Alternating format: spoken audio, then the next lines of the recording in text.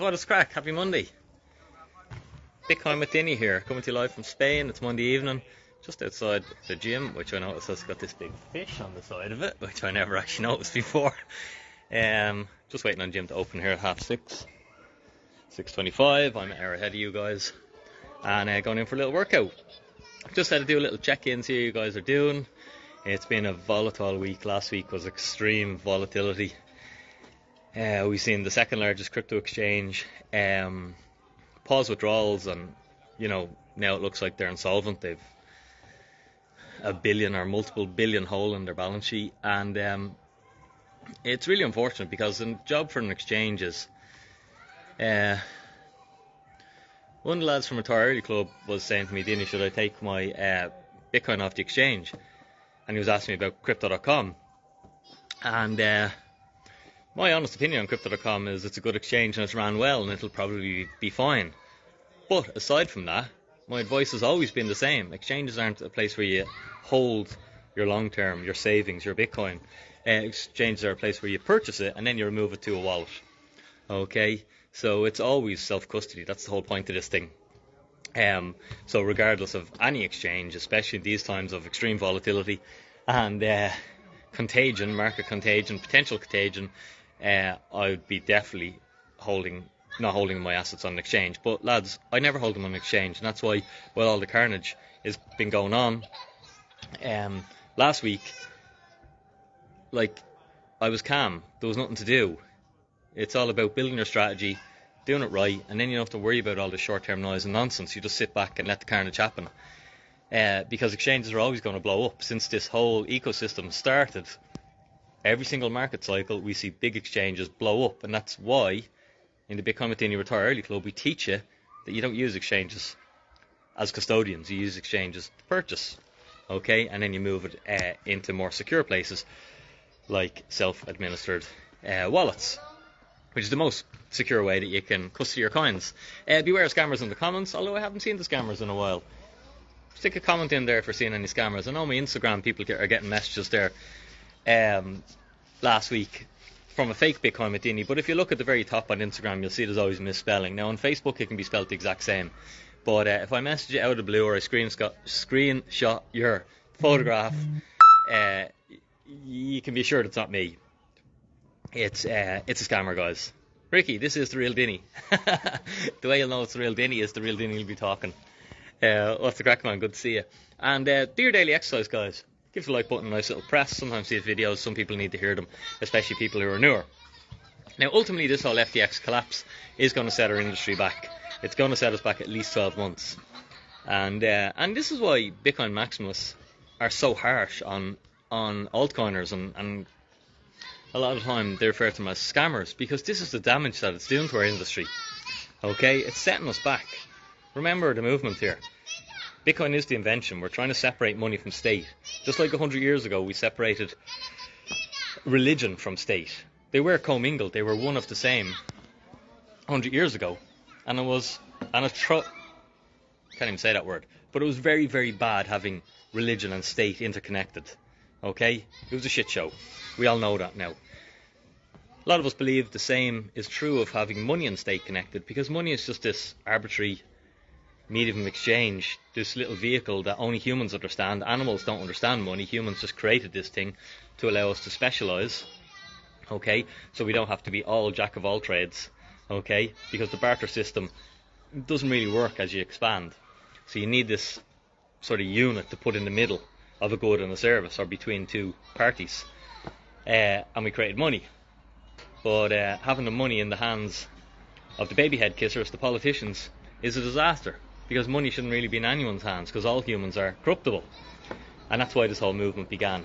Because we don't trust central banks, we don't trust banks. Just a lack of trust. For me, my trust was broken so many times. All through my life, learning about nutrition, and you've heard me say it before, but a lot of it's bullshit. And it's just bad information that people are getting. And it's like, well, why are they getting that? Same with health, fitness. Most of this stuff's just a racket to basically create ways of making money, or create ways of moving money from poor people to wealthier people, or just create ways of giving money velocity. But now we've created this new system that's built on hard collateral, and it's basically like it's a sealed unit, because our regular money, our euros, they're like a leaking battery in that they're leaking energy. Okay, and I think Michael Saylor explains it much better than I can. But in any system, if you've got a leak, you fix it. So, if you've got an injury and you're bleeding, in first aid, once they're breathing, the next thing is just stop the bleeding. But our money is bleeding constantly. And for the first half of my life, I never questioned that. I never really understood it. But it's only now that I understand it. I was like, Jesus, no wonder it was so difficult to get ahead. No wonder it was so difficult to make money. Because I was bleeding to death constantly. And I was there getting blood transfusions as the blood is pissing out my arm because of a big hole in it. That's effectively what our money system's like. So what Bitcoin has done is it's plugged the hole and it's created a sealed unit, a fixed system that doesn't leak any energy. And in Bitcoin terms, your Bitcoin wealth stays the same over 100 years or 1,000 years. Okay? In the euro, you lose 100% of your money over 100 years. Okay? So over your lifetime, basically all of your money disappears. And that's before you even take into consideration any of the tax or anything like that. But so Bitcoin is the invention. It's on a journey to change in our world. It's going to take education. What happened there with that collapse was, and sometimes it's good, when privileged people like you and I, anyone who's watching this, you come from a place of privilege. You've got financial services. We take it for granted. It's easy. Life is a lot easier for us to be productive and to get ahead. Okay? But so it's possibly good for people of privilege to get a harsh lesson, to understand the difference between crypto and Bitcoin, because ultimately we have more capital than those. We have more monetary capital, we have more money than the poorer countries. However, the poorer countries get Bitcoin a lot quicker and they understand Bitcoin a lot quicker because their alternative, their currencies are so destructive of wealth. They're just further down the Ponzi scheme than the euro is. So their currencies are expanding much faster, so therefore they're destroying wealth much faster, that they get Bitcoin a lot quicker, and they don't go into the altcoins casino because they just can't afford to take that risk, and they understand what a hard money is, because basically their wealth is constantly being destroyed with a super soft money. So it's a good thing. Ultimately, these clear outs, although they're painful and people have to learn harsh lessons, and if you've learned a harsh lesson and you've been a shitcoiner, okay, and you're wrecked, and you just keep getting bet down, no matter how wrecked you are, you just got wrecked again. But we're going to go into another bull run. A lot of people are going to make a lot of money, and you're going to be the experienced hand now.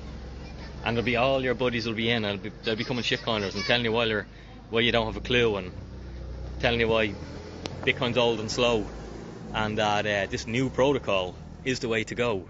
And they'll be putting their life savings into it, and ultimately they'll get wrecked just like you did, just like we all get taught these harsh lessons.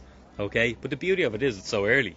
When you look at how juvenile some of the people are, who are some of the second biggest exchange on the planet, and it was so juvenile in its thinking that a dummy like me, who's just out here surfing every day and having the crack and not really a finance guy,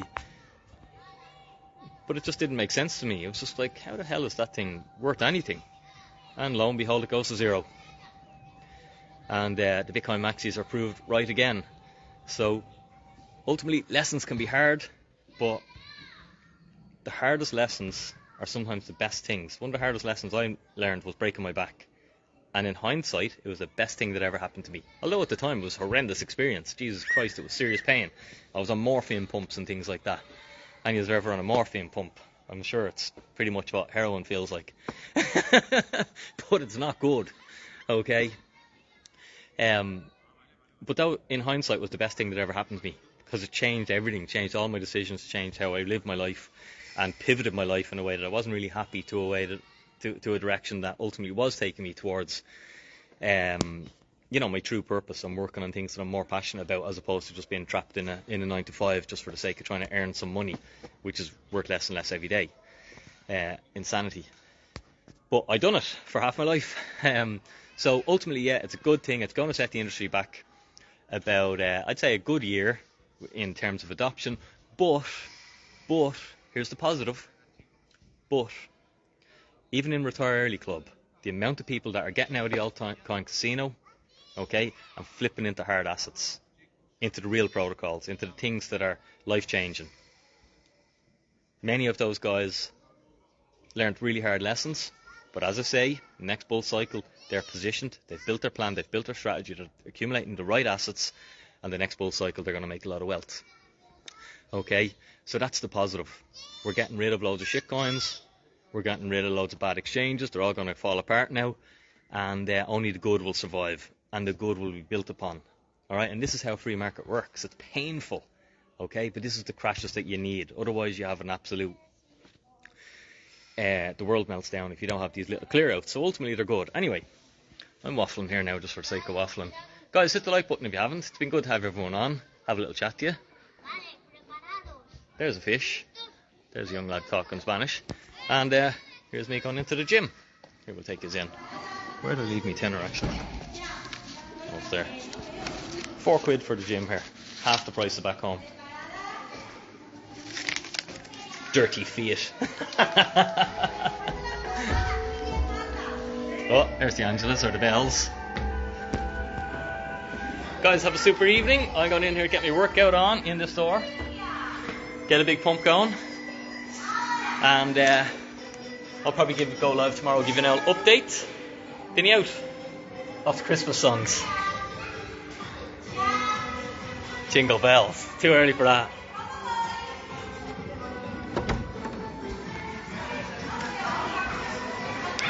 Hola.